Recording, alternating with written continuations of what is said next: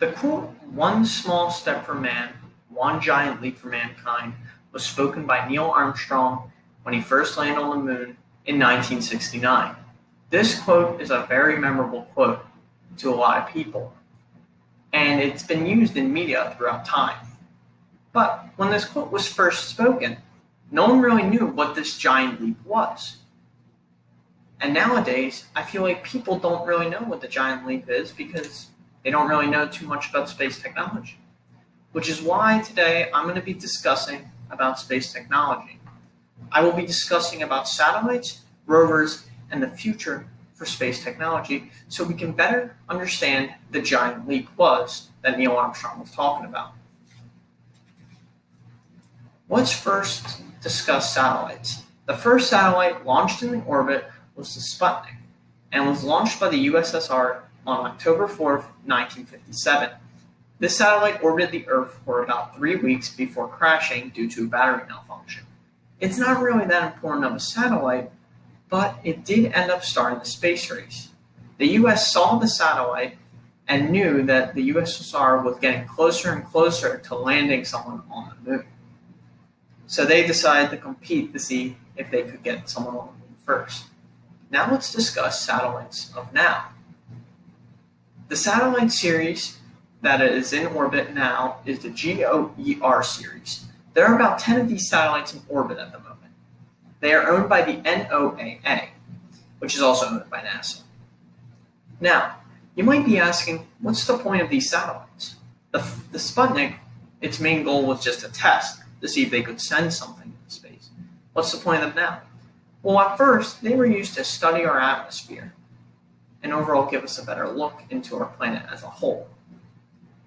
But they also predict weather. They can predict hurricanes, typhoons, earthquakes, anything to give us a better view and to help out.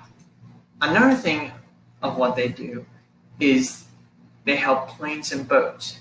They give signals to them so they can help with navigation, but if there's any sort of danger, they can be used as a communication hub, and they can send signals for help. Basically, satellites are our eyes in the sky, and they give us a better view of the Earth as a whole. Now let's talk about rovers. A great way to explain rovers is with the Disney Pixar movie WALL-E. Rover's main purpose is to scan the terrain of whatever planet it's sent on, whether it be Mars, Earth, or even Mercury or something like that. Now in WALL-E, it's made to scan the Earth. Now, a fact about rovers are their durability. They are able to handle storms, heat, temperature drops, pretty much anything that can come its way. In WALL-E, he was seen trying to battle a storm that was happening on the Earth. And this is true in real life that some rovers are sent to Mercury or Jupiter where there is high storms and high heat. Another fact about rovers are that they are completely independent. In WALL-E is a completely independent rover. And in real life, that is the same. The reason for this is that if we were to send any directions to a rover, it would take too long to get there. If we were to say go up and to the right, it would take about 4 days to just do a simple up and right motion. Now, let's talk about some history of rovers. The first rover was launched to the moon called the Vulcanoid 1. And it was pretty remarkable for its time. It launched on 1970, 1 year after landing someone on the moon. Now let's talk about a rover of now times.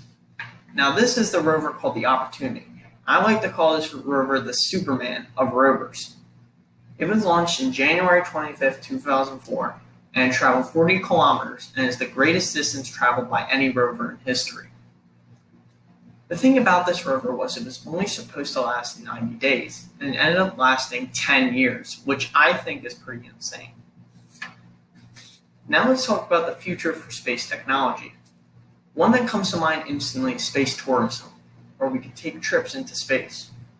SpaceX, which is owned by Elon Musk, is a great example of this. Another great thing that will happen in the future is asteroid prevention. Just like the dinosaurs, if an asteroid hits our Earth, we're pretty much screwed. So we need to prevent it at all times.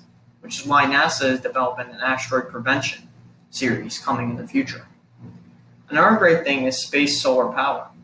Because of the Earth's atmosphere, we only get about 1% of the sunlight distributed.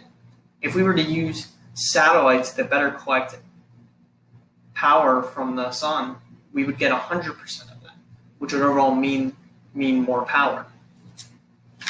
Now, let's go back to my quote. One small step for man, one giant leap for mankind. This is a great quote, and I was able to talk about the giant leap using satellites, rovers, and the future for space travel. But if I could change this quote, I wouldn't quite call it a giant leap. I would more call it a soar for mankind, because we were able to accomplish so much with landing someone on the moon.